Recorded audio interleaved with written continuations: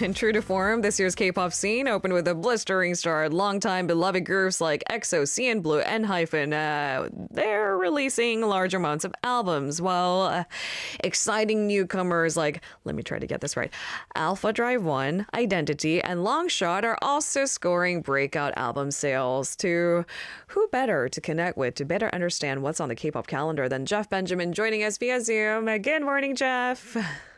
Good morning. Hello. Year of the Fire Horse. It's a fiery Yeah, start. I didn't know. I just found that when I was just doing a little research for today, and I was like, "Oh, that sounds cool. Let's It include it." does. It does.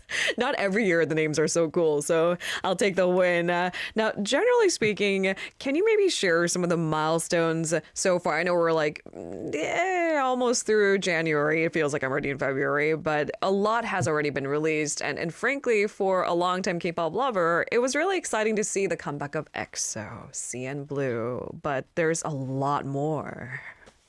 Yeah, and I think we talked about this 2 weeks ago. Yeah. That this is just a really big year for K-pop, and there's a lot of those big releases coming out. So of course, talking about BTS, At Gwanghwamun, Blackpink. by the way, we just talked about in the first hour that they're scheduled to perform in Gwanghwamun Square, and they're going to hold a free concert. Right, everything is big, and that BTS album doesn't even come out until the end of March, right? And here all this news is coming out in January. So I think everyone, like we said, year of the fire horse, people are coming out from the gate, blazing. And that's been some really big releases, not to mention, EXO being this long time, long awaited release, selling more than 250,000 albums in the first day. And that was January 19th. Before that, we had also two albums that sold 1 million plus in their first day, Alpha Drive 1 and ENHYPEN. So already it's really gotten off to like a really hot start. And I think just everyone thinks like, yeah, this is the year we got to go big or go home. And everyone is starting really strong. And I've got to ask, who's still buying albums, right? And even with that less of, I think, a general demand, not the fans, that's a whole different story. I think it's crazy that they generate this much buzz with album sales, and that's just a beginning of it. Let's get into maybe the specifics of these releases. The first you highlighted, again, was Alpha Drive 1 and their debut album, Euphoria. Can you tell us a little bit more about these guys? I'm still very unfamiliar. No problem. I got you. Yeah, Alpha Drive 1 is the newly debuted boy band created from the very popular singing competition boy band survival show Boys to Planet. They follow up Zero Base One, who were created, oh my gosh, about maybe 3 or 4 years ago at this point. And again, this is a show that, does all the best things about K-pop, has competition, has fan voting, has people deciding who their favorites are and putting them in different groups and whatnot. And I think the show got millions and millions of votes from around the world. There were predominantly members from Korea, but also members from China, taking part in this group, and they've just really hit the ground running as well. The album sold over 1 million copies on its first day, which is remarkable, physical copies. They're up to about, I think, 1.4, 1.5 million at this point. So they're really doing strong, and that one came out on January 12th, and here we are 10 days later, already almost selling another 500,000. We're still just in January, by the way. What else does Alpha Drive 1 have scheduled for the remainder of just the first quarter? Wait and see, everyone. All right, let's also look at ENHYPEN, who sounds like they have the biggest release of the year so far with 1.6 million albums sold day one. That's insane. I know they have a large global fan base, probably the biggest driver of the album sales, but how is the response like to this particular album? Yeah, definitely. And Hyphen, of course, coming from the Hype conglomerate, home of BTS, 17, but under their label, Belift Lab. And they also came from a TV show, from a show called Island, where I believe it was about 20 or so individuals competed for one of seven spots in this group, and these guys have just really worked hard. They debuted rather in 2020, and they've just really been kind of nonstop touring, nonstop releases, multiple album releases a year. And last year in particular was particularly huge for them. I think they had two different tours that they came to the US, just to the US with. They performed at Coachella. And this album in particular, which is really cool to see.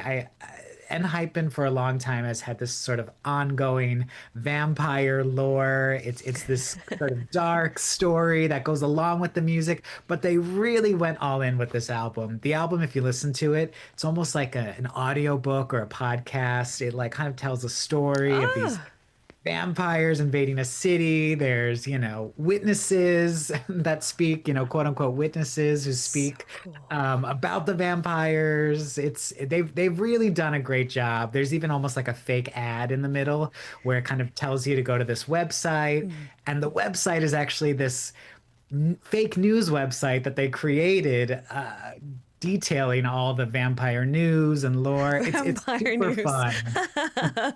Vampires spotted in the streets of Seoul City. But that's kind of genius, isn't it? I mean, how interactive it is, how engaging it is. And that's certainly a different kind of experience as a fan, is it not? Your ability to kind of speak through this medium that once felt kind of archaic, like going through an entire album. Who does that?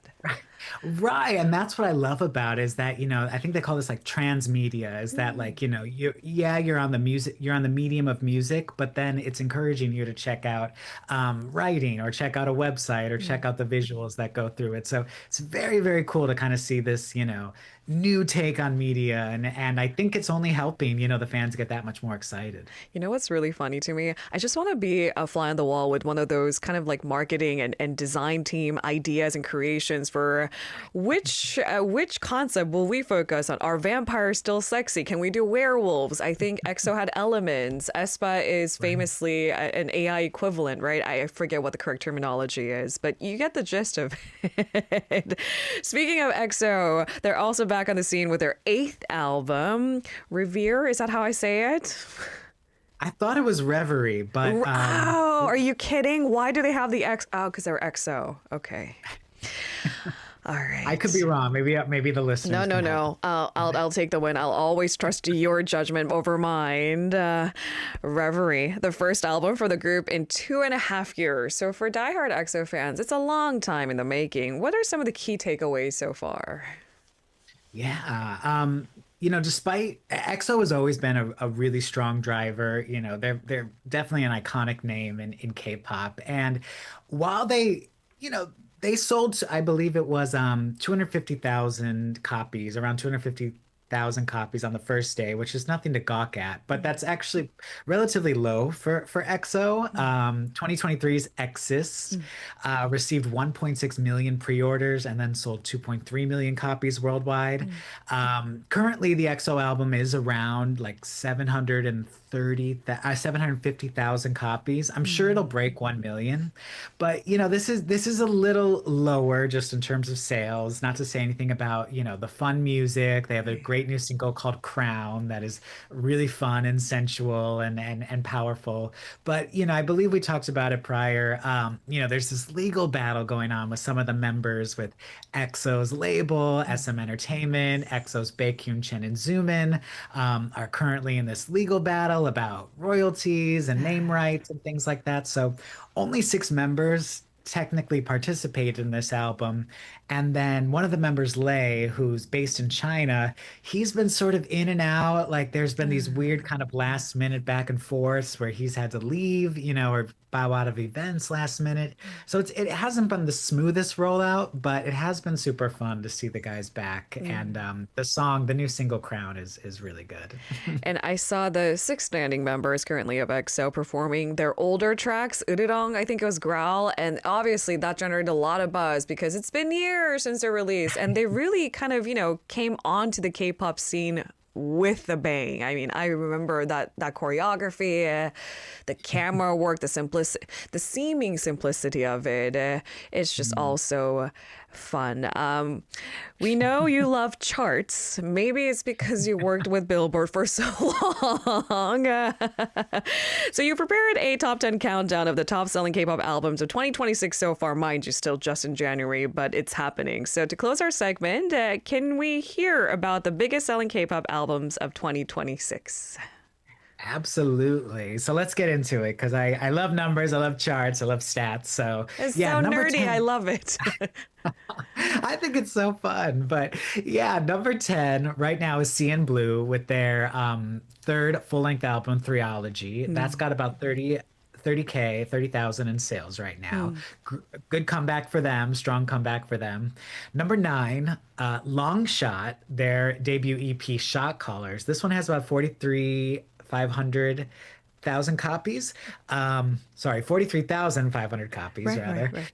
This is the new boy band from Jay Park and his label, More Vision. These guys are kind of going viral very quickly. It's very cool. I'm really keeping my eye on these guys. Super exciting to see them. I mean, Jeff, we've seen so many artists who try to dabble with creating their own idol groups. The first one just comes to mind is Rain because he hasn't really had the big breakthrough. But there are so many, and I wonder what makes Jay Park's group a little bit extraordinary. We'll keep an eye out on them. Long Shot. Right behind them, right above them rather, number 8, Pink back with their 11th mini album, Relove. That's around 47,500 copies. Okay. A newer boy band, Ensign. They have a new record called Funky Like Me. That one has about 81,700 copies sold so far. They are a couple years old, not as new as Long Shot, but still kind of new, so still rising. Number 6, right above them, another new boy band, Cordis, which is the latest group from the Hype world. Again, from Big Hit Music, BTS, and Tomorrow by Together's label.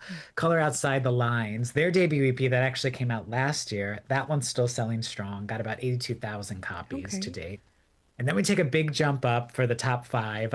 We mentioned Identity. They are a big, ambitious group. I believe there are currently about 18 members or so, or 14 members revealed. They're going to be, I think, 24 in total. You're kidding. Something like this. But their second, official unit has been released. So it's called Yes We Are.